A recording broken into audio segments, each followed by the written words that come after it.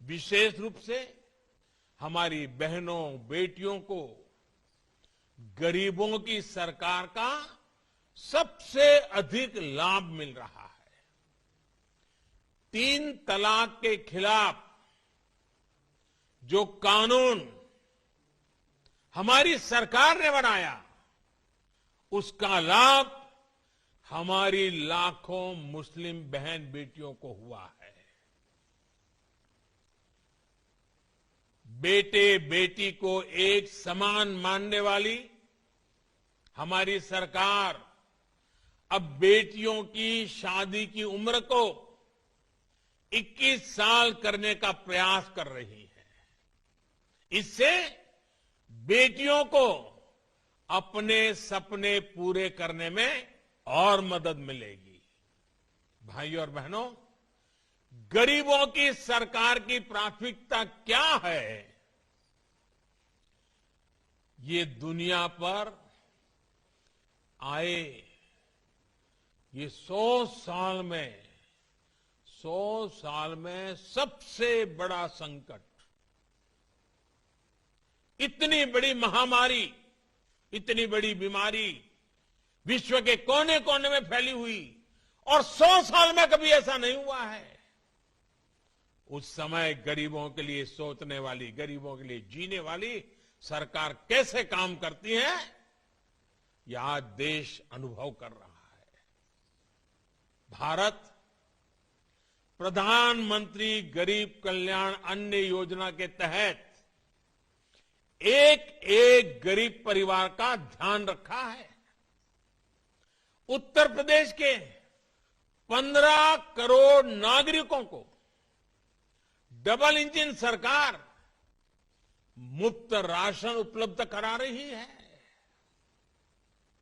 ये वही उत्तर प्रदेश है जहां 5 साल पहले राशन की दुकानों से गरीबों का राशन चोरी हो जाता था। आज एक एक दाना गरीब के घर तक पहुंच रहा है। यही फर्क है, यही बदलाव है जो 5 सालों में आया है।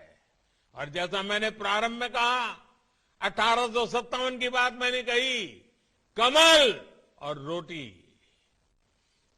इस संकट के काल में गरीब के घर में रोटी बने, इसका पूरा प्रबंध किया, और आज हम आपके पास कमल लेकर के आए हैं।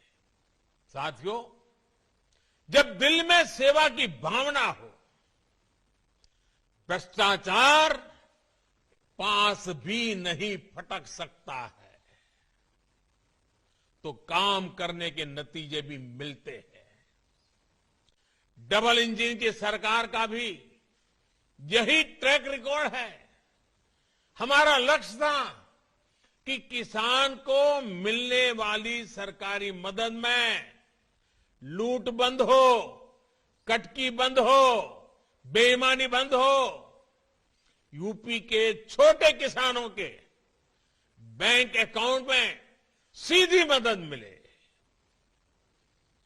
आज पीएम किसान सम्मान निधि से यूपी के किसानों को 43,000 करोड़ रुपए से अधिक, 43,000 करोड़ रुपए सीधे उनके जेब में, उनके बैंक खातों में मिले हैं।